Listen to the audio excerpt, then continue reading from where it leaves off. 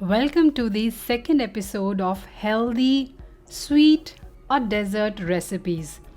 Thanks कि आपने मेरे लास्ट वीडियो को बहुत ही पसंद किया एंड बहुत सारे उसे लाइक्स दिए. So hello everyone, you are watching food fitness and fun और मैं हूँ डाइटिशियन मंजू मलिक. आज मैं आपके लिए 2 और हेल्दी डेजर्ट्स एंड स्वीट्स की रेसिपीज़ लेकर आई हूँ. They are oil free, they are sugar free, but इस टाइम इनके अंदर कोई फ्लावर भी नहीं, यानी किसी भी तरह का आटा हम इसमें ऐड नहीं करेंगे. They are very quick and very easy to make और बच्चों को भी ये बहुत ही पसंद आएंगी. They are highly nutritious and आप बिना वेट गेन की चिंता किए हुए इन्हें इंजॉय कर सकते हैं. तो चलिए शुरू करते हैं. शुरू करने से पहले एक छोटी सी रिक्वेस्ट, अगर आप इन सभी रेसिपीज़ को जो मैं शेयर कर रही हूँ ट्राई करने की सोच रहे हैं, प्लान कर रहे हैं, तो कमेंट सेक्शन में जाके एक शेफ़ की इमोजी वहाँ पर छोड़ना ना भूलें. तो चलिए शुरू करते हैं. सबसे पहले है ड्राई फ्रूट्स और डेट्स का लड्डू. इसे बनाने के लिए हम एक पूरा नारियल लेंगे. आप डेसिकेटेड कोकोनट भी ले सकते हैं 1 कप, लेकिन मुझे लगता है कि अगर होल लेंगे तो उसमें फ्रेशनेस ज़्यादा होती है. It has more flavours. आधा कप मैंने आमंड्स यानी बादाम लिए हैं, तो 70 ग्राम के आसपास ये सारी चीज़ें हैं. तिल मैंने लिए हैं आधा कप कैशू नट्स हैं यानी काजू हैं, आधा कप पम्पकिन सीड्स हैं और 1.2 यानी 1 कप से थोड़े से ज़्यादा हम सॉफ्ट डेट्स लेंगे. इसे बनाने में 12 मिनट के आसपास लगेंगे. सबसे पहले हम कोकोनट को चॉप कर लेंगे छोटे चंक्स में, ताकि इन्हें ग्राइंड करके इनका पाउडर बनाना आसान हो.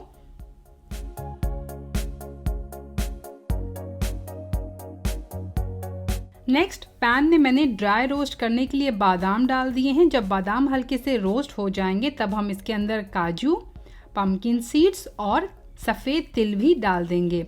अब इन्हें हम रोस्ट कर लेंगे. मैं यहाँ पर कास्ट आयरन पैन का इस्तेमाल कर रही हूँ जो अच्छा हीट रिटेन करता है और थोड़े से और हेल्थ एलिमेंट्स आपकी इस रेसिपी में ऐड हो जाएंगे. तो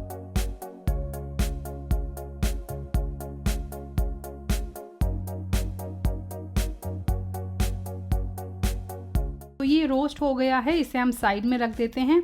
अब एक और पैन के अंदर मैंने कोकोनट पाउडर ऐड कर लिया है, उसे भी हम हल्का सा रोस्ट करेंगे.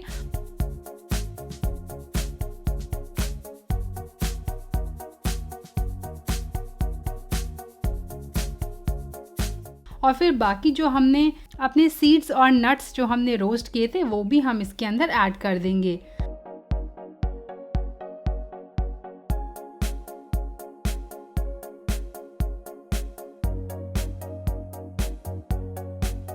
इसे हीट से रिमूव कर देंगे. सारा ये प्रोसेस आपको धीमी आंच पे करना है. अब हम डेट्स के सीड्स रिमूव करेंगे. हमारा ये मिक्सचर अभी भी वार्म है, तो हम अगर डेट्स इसके अंदर डालेंगे तो हमारे डेट्स भी और ज़्यादा सॉफ्ट हो जाएंगे. तो अब हम इस पूरे मिक्सचर को ब्लेंड करेंगे. तो यहाँ पर आपको मिक्सिंग जार का जो ब्लेंडर जार होता है वो आपको यूज़ करना है. आप ब्लेंडिंग जार में करेंगे तो इजी होगा. अगर आप नॉर्मल जिसमें स्मूदी बनाते हैं उसमें थोड़ा डिफ़िकल्ट होगा प्रोसेस. अगर आप उससे यूज़ कर रहे हैं तो इसको बैचेस में करना. और एक और चीज़ है कि इसे स्क्रैप करते रहना है. ये जो मिक्सचर है वो बॉटम में स्टिक हो जाता है, तो बीच में अगर आप स्क्रैप कर देंगे तो ये प्रोसेस और आसान हो जाएगा और आपकी मिक्सी को भी कोई भी नुकसान नहीं होगा. तो हमारा मिक्सचर जो है वो अच्छी तरह से कंबाइन हो गया है. अच्छी तरह से आप देखेंगे कि इसके लम्स बनने लग गए हैं. इसे हम रिमूव कर देंगे. एंड नाउ अगर आपको लग रहा है कोई बड़े चंक्स हैं इसके अंदर तो उसे हाथ से तोड़कर इसके हम छोटे छोटे लड्डू बनाएंगे. रोल कर लीजिए. और यहाँ पर पॉपी सीड्स यानी खसखस मेरे पास है जिसे मैंने रोस्ट करके रखा हुआ है, उसके अंदर मैं इसे रोल कर रही हूँ just to give it some nice crunch और बाहर से और फ्लेवरफुल बनाने के लिए. बच्चों के लिए चॉकलेट की जो स्प्रिंकल्स होते हैं या चॉकलेट पाउडर होता है उसमें आप कर सकते हैं. यस, थोड़ा सा आउटर और ज़्यादा उनको अच्छा लगेगा, चॉकलेट का फ्लेवर आएगा तो और ज़्यादा पसंद करेंगे बच्चे भी इसे. आप चाहें तो नट के पाउडर में जैसे कि पिस्ता के पाउडर में या फिर कोकोनट के पाउडर में भी इसे रोल कर सकते हैं या फिर एज इट इज़ भी इंजॉय कर सकते हैं. सो हमारे हेल्दी लड्डू बनकर तैयार हो गए हैं और आप इन्हें स्टोर कर सकते हैं बाहर रूम टेम्परेचर पे 1 हफ्ते के लिए. उससे ज़्यादा यानी 2 से 3 हफ्ते अगर आपको रखना है तो आप इसे फ्रिज में भी स्टोर करके रख सकते हैं. सो बहुत ही आसान है, बिल्कुल हमने ऑयल का इस्तेमाल नहीं किया। जो नेचुरल हेल्दी ऑयल्स होते हैं कोकोनट के अंदर, नट्स के अंदर, उसे इसे बाइंड करना बहुत आसान है और बहुत ज़्यादा फ्लेवरफुल हैं ये। आप इन्हें गिफ्टिंग पर्पस के लिए भी इस्तेमाल कर सकते हैं।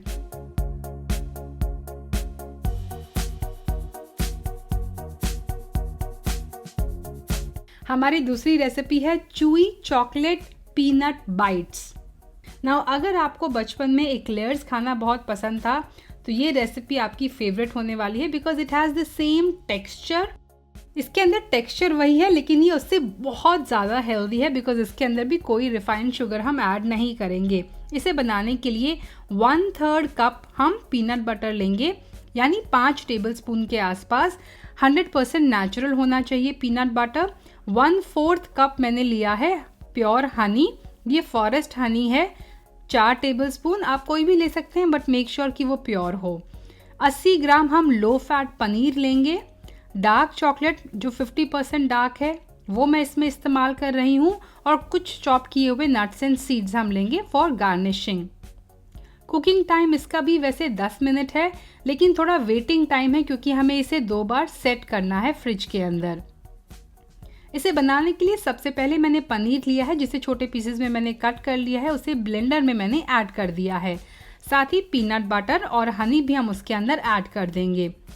इसे हम ब्लेंड करेंगे और ब्लेंड करने के बाद आपके पास एक बहुत ही थिक और स्टिकी मिक्सचर बन जाएगा, जिसे हम एक ट्रे के अंदर ट्रांसफ़र करेंगे, जिस पर मैंने पहले से पार्चमेंट पेपर या बटर पेपर जिसे कहते हैं वो लगाकर रखा हुआ है। इसे स्प्रेड करने के लिए एक स्पून के पीछे आप हल्का सा घी लगा लीजिएगा, बस स्प्रेड करने के लिए, ताकि वो चम्मच से चिपके ना। आप चाहे तो पानी का भी इस्तेमाल कर सकते हैं।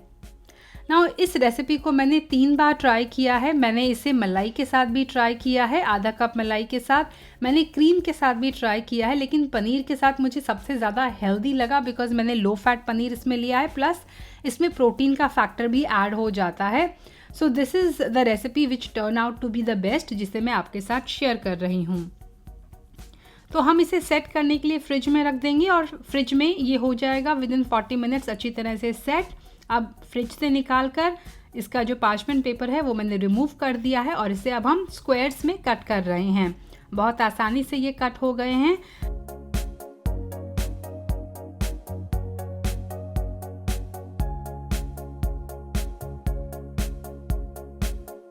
और नेक्स्ट स्टेप है डार्क चॉकलेट को मेल्ट करना। तो यहाँ पर डबल बॉयलर के मेथड से मैं ये 50% डार्क चॉकलेट को मेल्ट कर रही हूँ। मैं यहाँ पर ग्लास के जार का इस्तेमाल नहीं कर रही हूँ। अगर आपके पास बोरोसिल है तो आप उसे यूज़ कीजिए, क्योंकि मैं एक बार सफ़र कर चुकी हूँ, मेरा ग्लास जो है वो ब्रेक हो गया था। सो उसके बाद से मैं हमेशा स्टील का इस्तेमाल करती हूँ जब मुझे चॉकलेट को मेल्ट करना होता है। तो चॉकलेट ऑलमोस्ट मेल्ट हो गई है। जब आप इसे मेल्ट करें तो आंच बिल्कुल कम करनी है आपको, बहुत कम करके तब इसे मेल्ट करना है। मेल्ट करने के बाद अब हम अपने चूई बाइट्स को चॉकलेट की एक लेयर में कोट कर देंगे। तो कोट करने के लिए फोर्क की मदद से मैंने इसमें डिप किया है, चॉकलेट चारों तरफ लगा दी है, और इसे मैं अगेन ट्रे के अंदर रख रही हूँ, जिसके ऊपर मैंने पार्चमेंट पेपर लगाया है। अगर आपके पास बटर पेपर नहीं है तो आप नॉर्मली हल्का सा चिकना हाथ लगाकर ट्रे या प्लेट के ऊपर सेट कर सकते हैं।